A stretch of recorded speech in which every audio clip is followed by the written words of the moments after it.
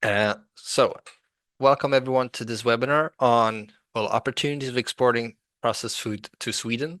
So this is a webinar regarding the possibility of exporting food to Sweden, processed food to Sweden. And my name is Oscar Tollin. I work at the Open Trade Gate Sweden. So the webinar will be around 50 minutes, depends a little bit how many questions there are. And if you do have any questions, feel free to write it in the chat. I think you're all being able to write in the chat, and we will do take all the questions at the end as well.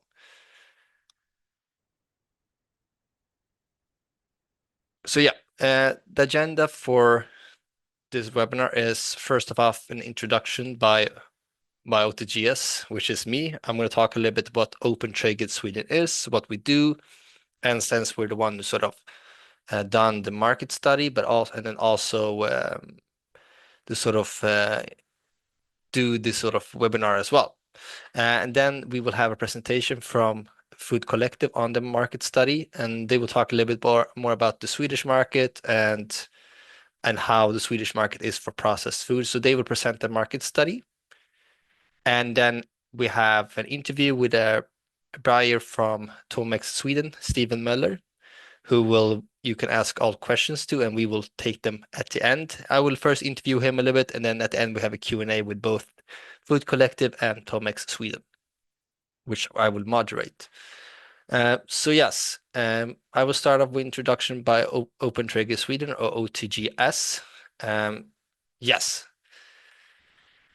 so this is a general sort of um, presentation on what National Board of Trade is, which Open Trade Sweden is part of.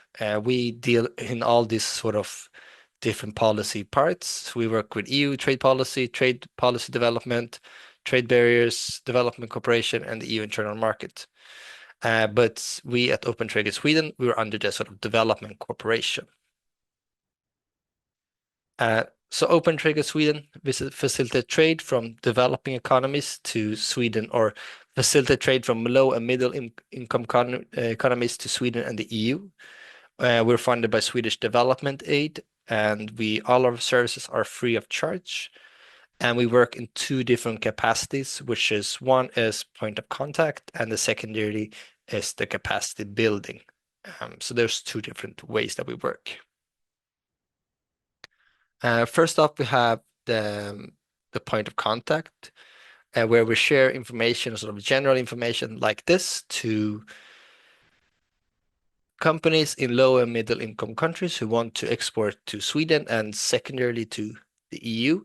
So we give them general information on where they can get more information when they look for a specific product. So that is one thing that we do. We have the market studies and we have these webinars. They're all part of this point of contact. But then we also have something called our Open Trade OTGS inbox, where exporters who want to export to Sweden can write in and get more guidance where they should approach and what they should do to get more information. And you see, I usually describe it as that we're one-stop shop for import promotion from low and middle income countries to Sweden.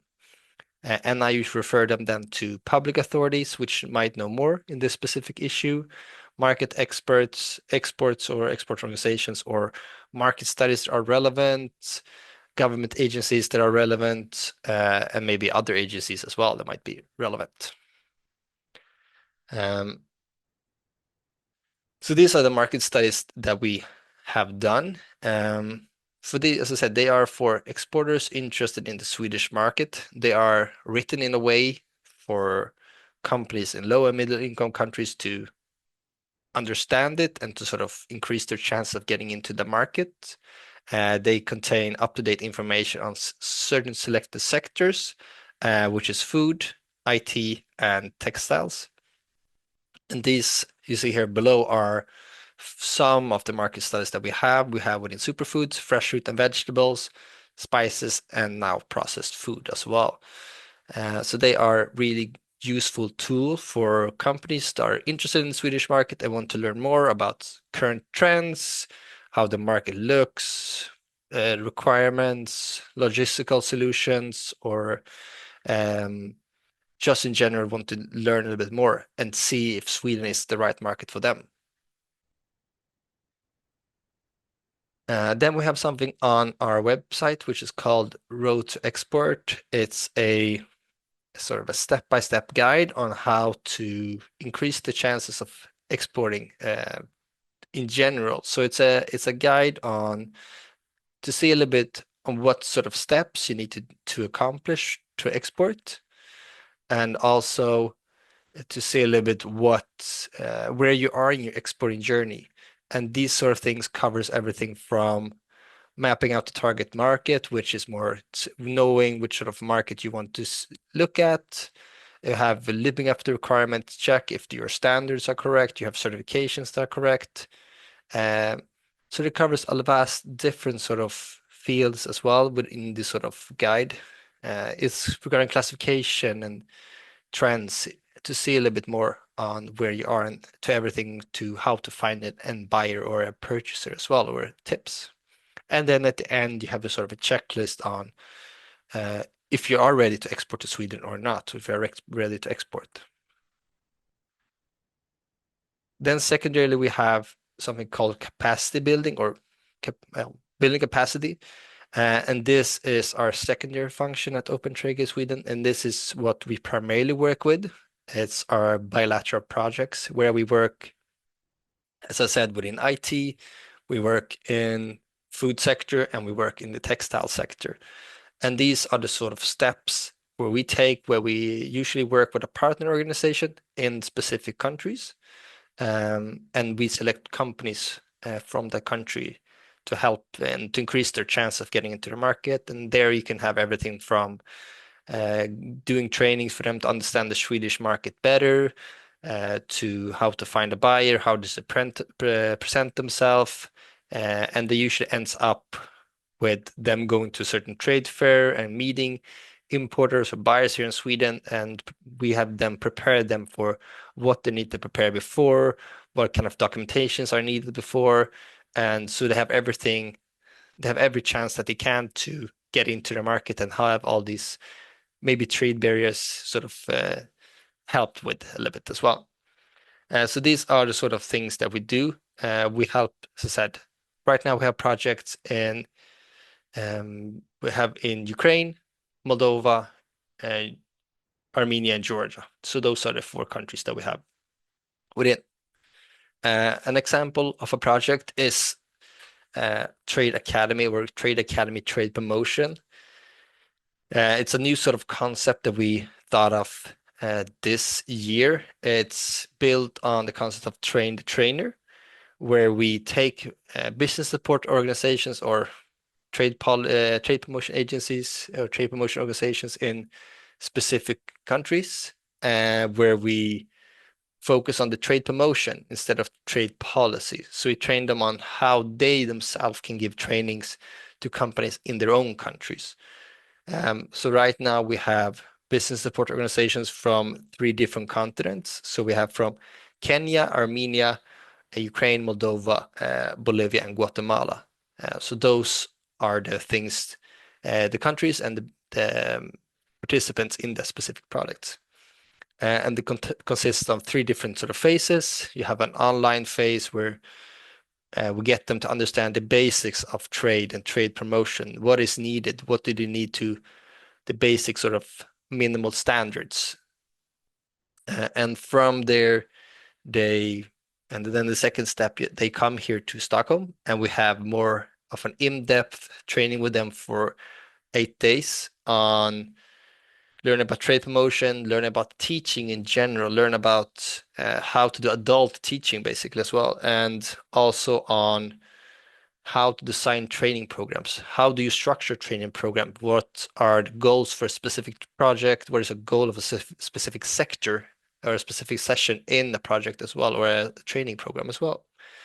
Um, and then lastly, we have this sort of phase 3 where we have asked them, they've known before that they should design a training project in their own countries. So we sort of help them design these trade promotion trainings in their own countries, and we support them and mentor them in order to create this sort of trainings, which they then can use in their own countries. So this is what we do 2025. This is Road to Export trainings for BSOs. That's something that I did recently. That's a sort of very elemental training for business support organizations from low and middle income countries who want to learn the basic little bit about how to export and what is needed and what are certain terms and factors and things you have to consider as well. And then we have this Trade Academy trade promotion, which I just talked about. And we have ongoing projects in Ukraine, Moldova, Georgia, and Armenia. And within our capacity building projects, we have also, we're going to attend Anuga in Germany, which is the world's largest food fair, or one of the largest food fairs in the world. And then at the end, we have this sort of point of contact, which I am responsible for, which is market studies like this processed food, webinars like this, and also most of our information is also on our website as well. So that is readily available for everyone to read and to check as well on the sort of latest offers that we have. And I encourage you to, if you don't do it already, subscribe to our sort of future communications where you can get more information on what we do in the future, webinars, market reports, and those sort of things that we have.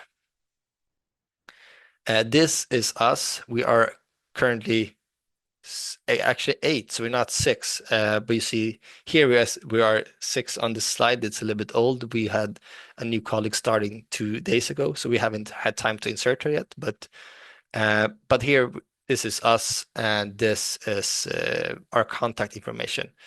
And at the top left, you see sort of email I'm in charge of, which is otgs@kommerskollegium.se. And their companies or business support organizations from low and middle income countries can write in, ask questions regarding, I have problems with finding requirements for my fresh fruits from, I don't know, Bolivia. And I will sort of guide them to where they will find more information. Okay, I think that was it from me. I will now hand over to Jenny from Food Collective. Great. So a short introduction from Food Collective. We are with 2 people in the webinar today, both our CEO, Jenny Kappa, and my name is Jenny Pitas. I'm working as a business growth officer at Food Collective. We provided together with Kommerskollegium this market study on processed foods, and I'm going to guide you through the webinar today.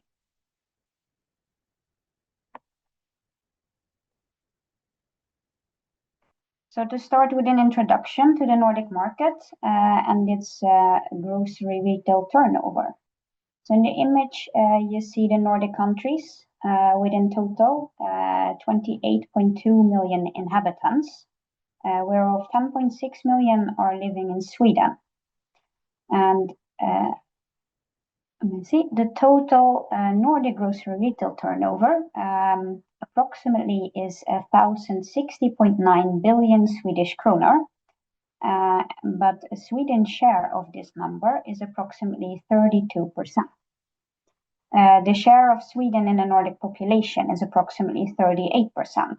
So if you compare these numbers, you can indicate the differences in the per capita spending and market dynamics across the Nordic countries.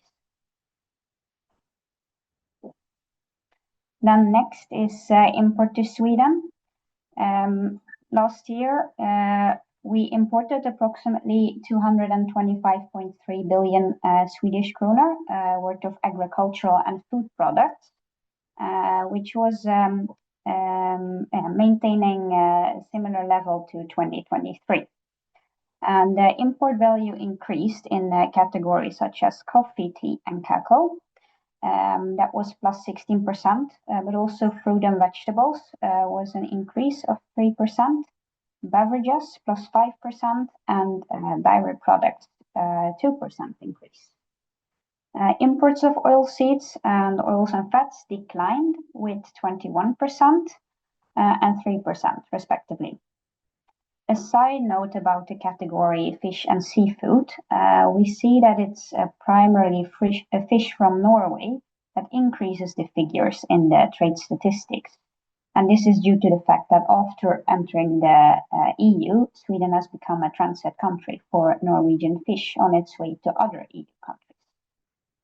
And the category oilseeds and oleaginous fruits, maybe it's unclear what includes here, but these are seeds and fruits that are rich in oils. Some examples are soybeans, peanuts, and sunflower seeds.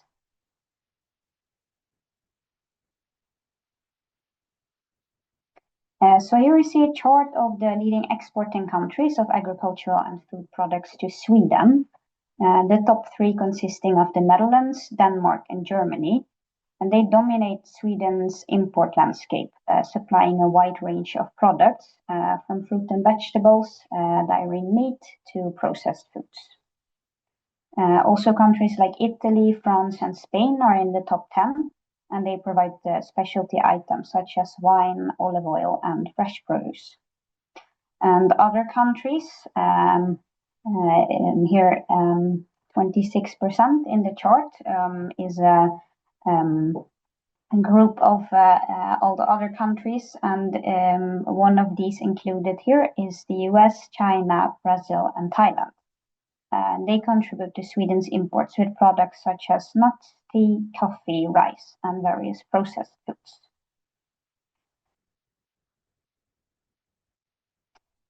Key product categories. You can read, of course, more in the market study later on, but some highlights here. Coffee and specialty beverages. We see that coffee imports are rising despite declining traditional sales, with growth in iced coffee and functional drinks like energy and vitamin beverages. Next one is fresh fruit and vegetables. Here we see that imports are increasing, especially for tropical fruits and herbs, with strong growth in pre-cut, organic, and seasonal produce. Also the vegetarian segment. Here we see actually a decline in frozen vegetarian products, but fresh vegetarian options remain stable. Cereals, grains, and meal components. We here see that there's a modest import growth, and this is driven by home cooking and rising demand for gluten-free and nutrient-rich plants.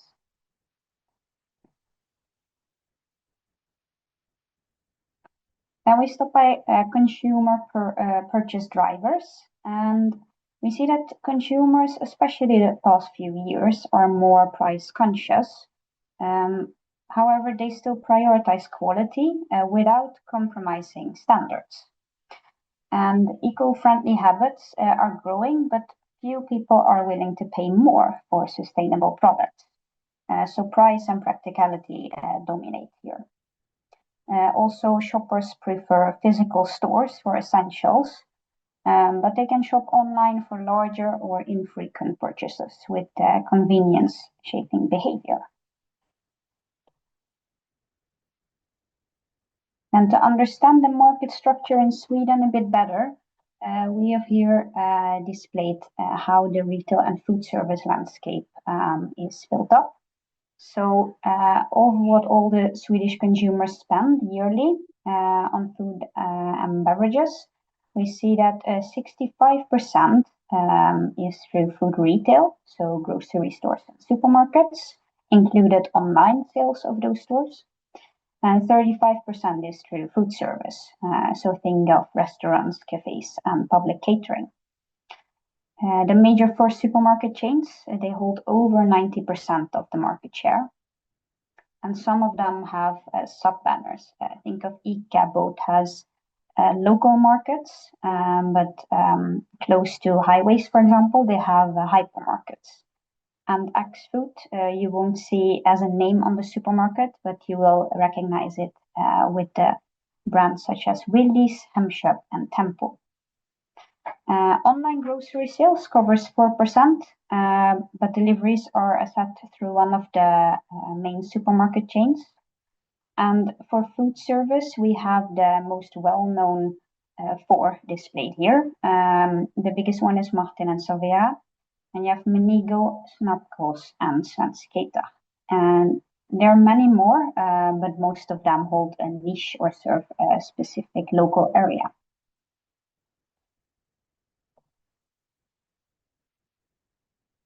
And then on to general market trends on the left, less sugar and alcohol. Sugar-free sodas, they rose by 6.5% in 2024, and now they make up 56% of all soda sales, while sugary sodas dropped by 5.5%. We also see that alcohol-free beers, this category grew by 6.2%. And here we see that it's a continuing a long-term upward trend. Also, fiber-rich foods, such as sugar-binding fibers, are seen on trend and as a natural sugar management tool. And then water, but level up water. So examples are people being more conscious of their water intake, such as hydration sensors in wearables, but also water footprint labeling, as we have seen with the CO2 for a longer while, and add water concentrates, and this is to reduce transport emissions and costs. On the right, we see some niche categories. First of all, private label, once seen as a budget option, private products in Sweden or maybe all over Europe represent about 1/3 of the sales in key food categories. And this is driven by improved quality and consumer trust. Also local produce, so despite the strong consumer demand for Swedish origin food, supply chain limitations and low shelf life sufficiency hinder constant availability, but also the short season in Sweden limits from having fresh fruit and vegetables from Sweden all year round in the supermarkets. Then the low-has consumer, also known as lifestyle of health and sustainability. We see that about 30% of the Swedes identify with this lifestyle, meaning that they work out quite a lot, walking, running, so not only high intensity but also lower intensity workout, but this is also reflecting in food choices they make. And then also reflecting in how they see on ethics and climate impact. So then we call them climatarians. And about organic products, after years of growth, we see that Sweden's organic food markets is declining due to inflation-driven price sensitivity, not declining interest in sustainability though.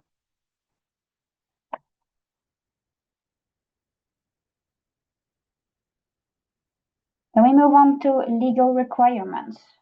So what do you need to live up to when you are planning to export to Sweden? We follow most follow all EU food laws on safety, labeling, and hygiene, and you need to comply with those standards as a must-have when you export to Sweden. But sometimes we have some stricter national rules in Sweden. They are applied on issues such as pesticide residues and salmonella, for example.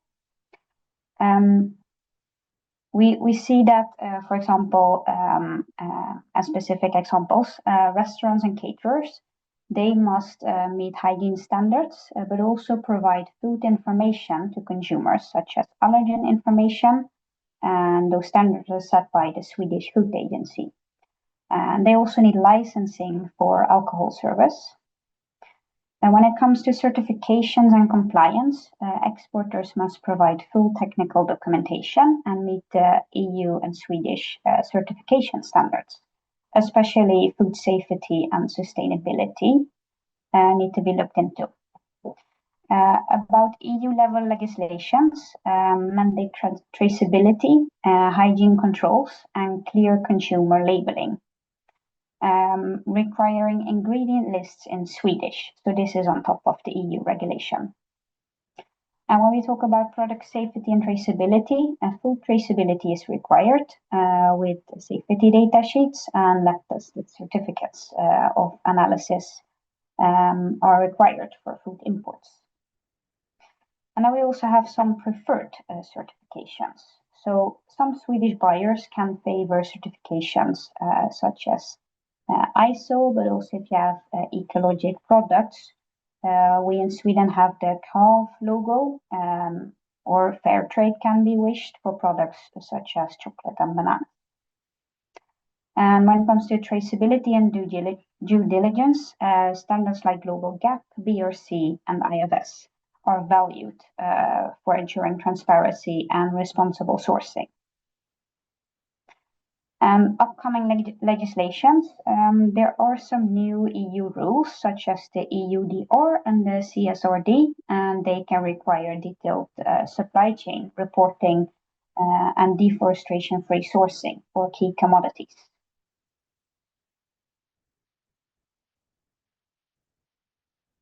Then on to logistics. So we have included a simplified scheme of 6 steps for exporting products to Sweden, starting at the cultivation or production plant. And then the products are packed and prepared for export and shipped from the producing country to the warehouse in Sweden. And the next step then is the order management and delivery to the end destination. So the products are available to the end consumers, for example, in grocery stores.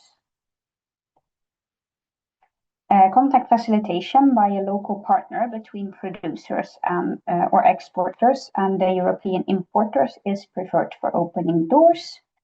And for example, Kommerskollegium and other European trade organizations is a partner in the TRIC cooperation. And this stands for Trade-Related Instruments Connected, and consists of a collaboration between several export promotion organizations with the goal to foster sustainable trade. Finding a business partner in Sweden or in Europe, trade fairs are recommended to include in export strategies. And we have some well-known trade fairs in Sweden. One of them is the Nordic Organic Food Fair, or the FFCR, the Fast Food Cafe and Restaurant Expo. And we also have some European fairs. Oscar named one of them earlier already, and they are visited by a lot of organizations, but also buyers in Europe. You have, for example, the Anuga later this year, the PLMA in Amsterdam, that was just last month. It's a private label fair. The Cial in Paris and the Biofach is also in Germany. And for exporting or in general, when you sell products, it's important to think from a buyer's perspective and fulfill their preferences.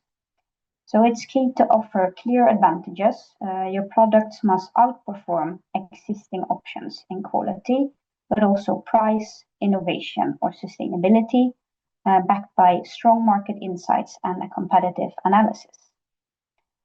Supporting growth, so buyers might expect marketing support from your side to support your products, but also reliable delivery, and retail requires alignment with ECR timelines for launching windows, and this is so that they can plan product launches. To meet the buyer expectations, they prefer stable and export-ready companies, and for some categories, they prioritize Swedish origin when available. However, Sweden is not self-sufficient due to the weather and growing conditions. And I think we now move on to the interview. So I could. Yeah, you can just go to the next slide, and then we can have that slide open. Yes, perfect. Yes. So yes, I don't know if you see We're gonna have a short sort of interview with Steven Möller from Vice President of Tomex Sweden. I don't know if you're there, Steven, but my first sort of question for you is, can you explain short just what Tomex is? Do you hear me now? Yes. Good. Tomex is it's a Danish company from the beginning in Aalborg, and it's actually mainly an export company from EU and to third countries. So I'm the little ugly duckling that do import instead. And in Sweden, it's only import, and I work with all kinds of meat, all kinds of fish, all kinds of vegetables. So it's quite a broad, um, what do you say, assortment that I'm working with. We've been in Sweden since I think it's 2003 or something like that, and are currently importing for about 10 to 12 million euros yearly. The main portion is meat, but as I said, we're doing all the other stuff also. Um, and and I'm actually the only one in Sweden, so I'm the CEO, the purchaser, and the salesman. So if you have questions, I can probably answer most of it.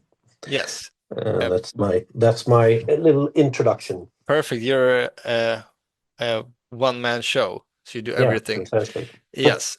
So I have a few questions. Just what do you see as sort of current trends within the sector of sort of processed food when it comes to Sweden? I mean, if I say like this, there's a lot of talking about Swedish uh, um,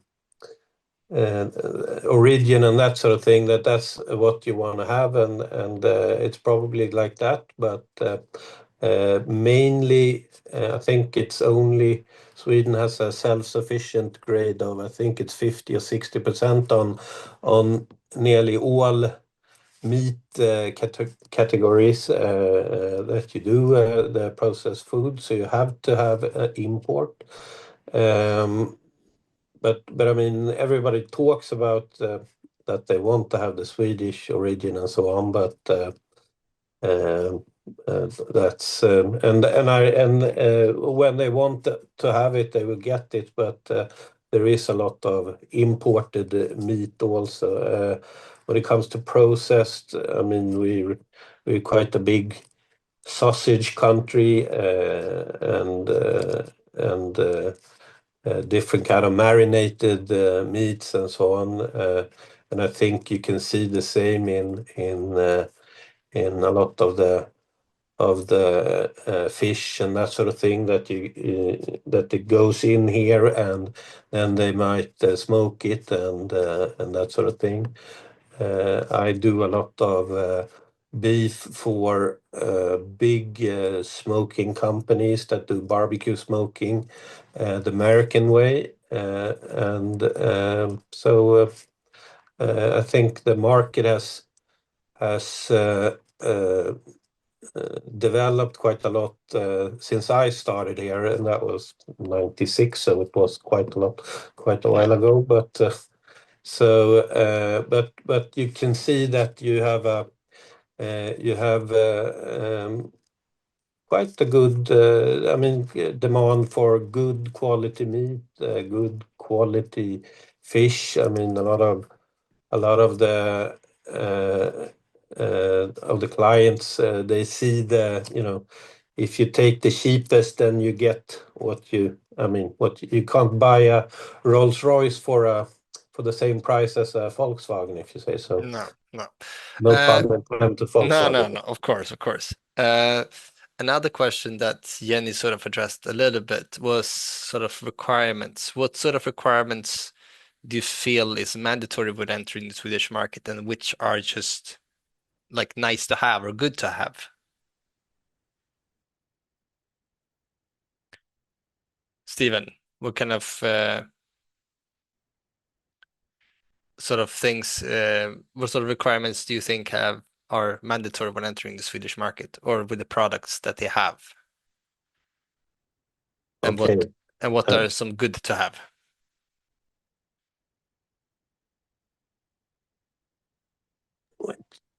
Do you hear me now? Yes. Okay. I'm a little bit uneducated in this one. I mean, requirements are. I mean, if you look at, for instance, support delivering to retails and most of the major wholesalers and industry also actually. I mean, requirements are. You usually get like a supplier assessment where you have to answer a lot of questions about how you, if you have animals, for instance, how you breed them and how you take care of them and that sort of thing. And tend to be quite. They tend to be to even if they don't say that in the media, most of the meat coming in is actually quite bred quite like in Sweden or better actually. In my opinion, that's my opinion. But it's when you talk to retailers, for instance, it's I mean they're very stringent about not giving antibiotics more than necessary or not at all, and being humane in handling and so on. And if you want to sell, then you have to follow that. So that's, I mean, it's in my opinion, a good thing. Usually, you have to have some sort of certification,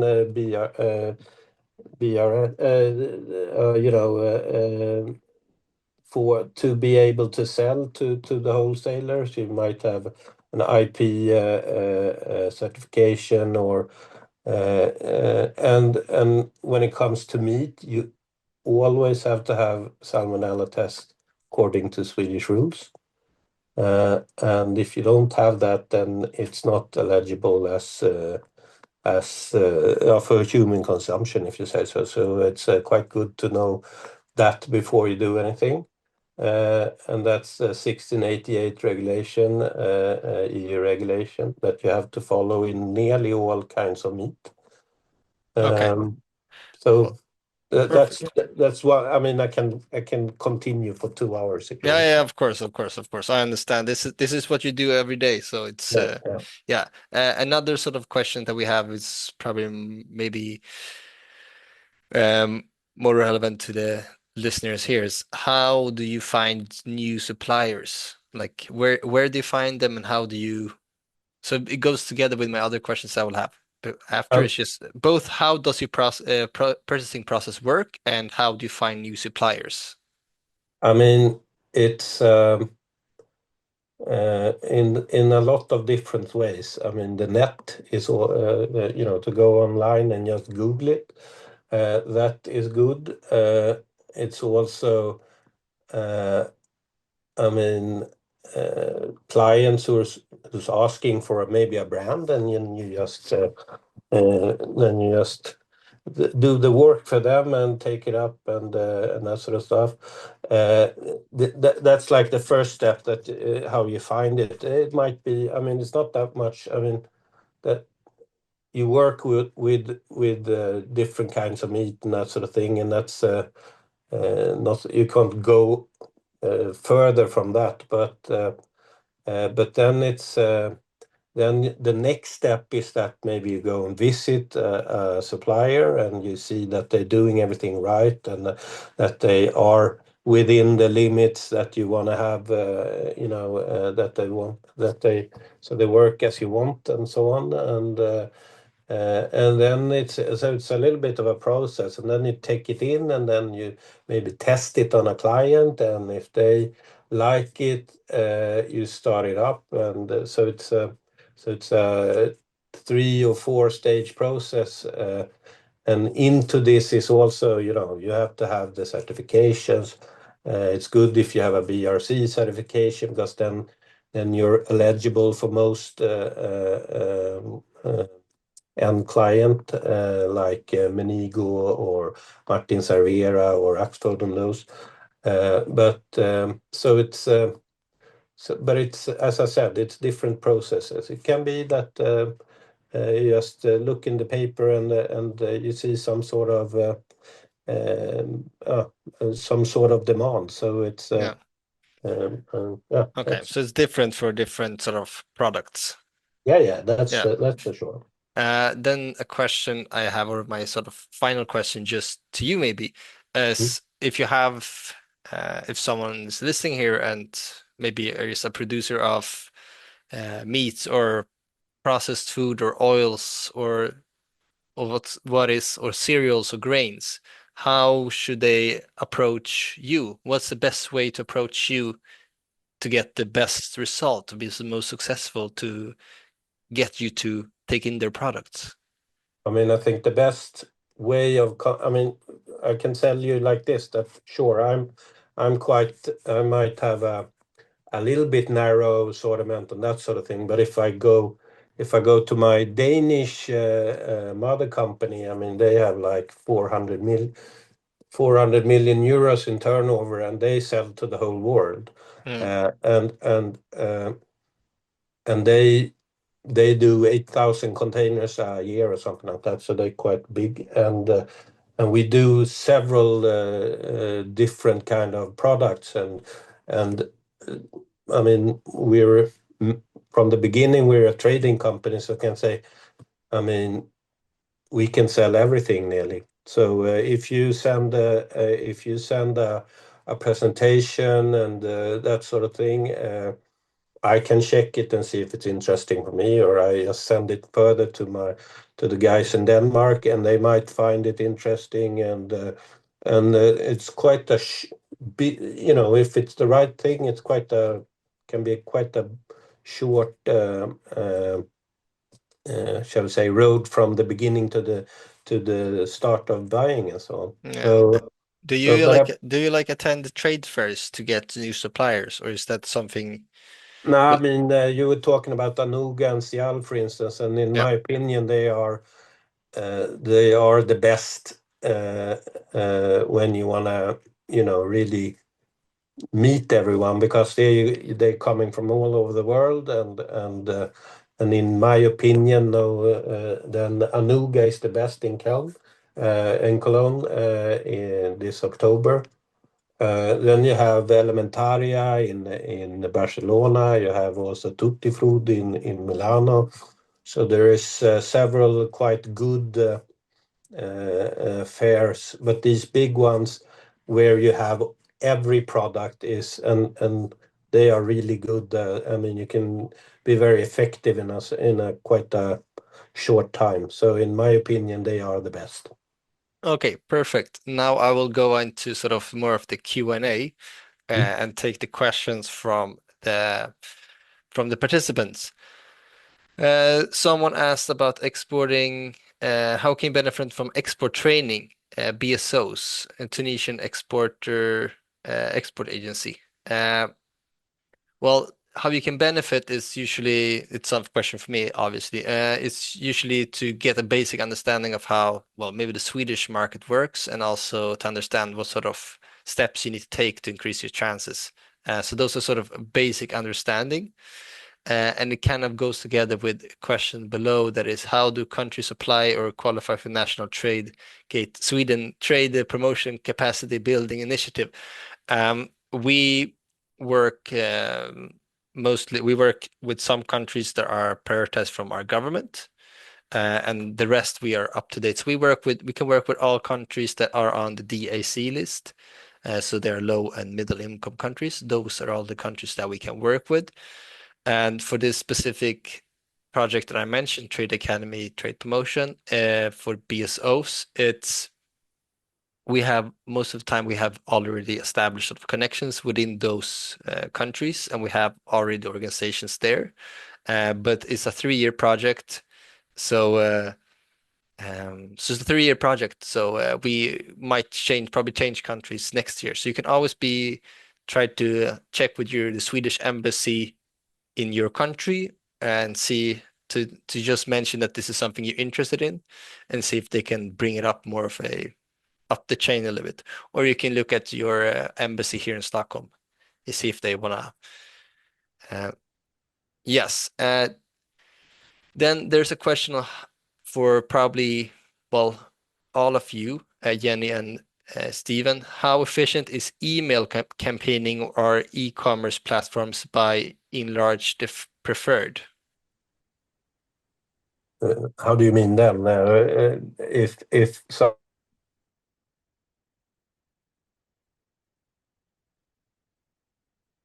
Yeah. I think Steven's noise. Maybe you can answer that, Jenny. Yes. So it should be a combination of several activities in your strategy, but I would not advise to cold email to a bulk list with selling your products. It can be a tool in combination with, for example, trade fairs or before you want to visit potential customers, but it's not effective in itself, I would say. Perfect. Are you there, Stephen? Let's see if you can try again. Otherwise, we will just move on to the next question. Someone asked, please specify what's under cereal, grains, and meal. That's probably for you, Jenny. Yes, so this was one of the categories in the analysis, and it's we use the tables from Swedish statistics. So what you can classify under cereals, grain is like, for example, breakfast cereals, and grains can also be rice, oats, or pasta in the supermarkets. Perfect. Short and easy answer. Then we had, I don't know if you're there, Stephen. I think there's two questions for you. One regarding, do you work with imports of oils? And the other one is, which sort of Swedish brands do you work with?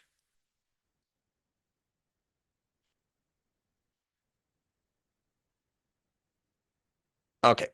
It seems like I have two questions myself that I can ask to you then, Jenny. What do you say are the sort of the biggest mistakes you see in potential new suppliers who wants to get into Sweden? Yes, so the method we often work with is that we start with a market assessment to identify the market, but also the consumer and the competition. And we see that a lot of companies want to skip that step and directly pitch to the customers. But then the buyer will come with questions, or the category manager, which you will need the market assessment for in order to being able to answer those questions. So we really recommend to first do your homework and then reach out to potential customers. Yeah, what my colleague always says, the process is the most important. Indeed. The process. So I think and that's goes together with a little bit. The most sort of frequent question I get in our OTGS inbox is, can you send me a list of importers for this product? Without any knowledge of this company. And from what I hear, the sort of category managers or importers or buyers, they really respond to those emails at all. They get No. thousands of those all the time. They get hundreds of emails a day, so you really need to stand out. And we also say that it's about relationship building. So we ourselves work with a lot of different products and brands, and we have built up a relationship throughout the years, also with the experience of our CEO. So this is super important to get the attention from the right people. Yeah. And then I have a final question. What are the sort of differences between the Swedish and the sort of EU market or European market, maybe in broader terms? So I would say specifically for the packaging, it's if you have a packed food, the labels need to be in Swedish. So this is the most important difference. And also, I think the Swedish food board has more about it. I'm unsure if it's information in English, but there will be a link in the report as well about, for example, residues in products and salmonella, which can be stricter than the EU rules. Okay, and what do you see if I get yeah. And what do you see are the different sort of trends in Sweden than it is the remainder of Europe or EU? Or certain products that works better here, or vice versa? When I would say, sorry, I'll jump in here. So I would say what we see differences all over Europe. You are interested in healthy products, but in other markets, it is a focus on low-calorie products. We are not chasing low calories here. We are more looking into sustainable products and nutrition. So we say that we are nutrition hunters in Sweden. I don't know the correct word for it in English. Yeah. Okay. Well, I think people understand what that means, at least. Now I found a last question in the chat, and I will take that as the last question. What are the requirements to import oils from outside EU to Sweden? I assume it's more of a rapeseed oil and olive oil and those sort of things.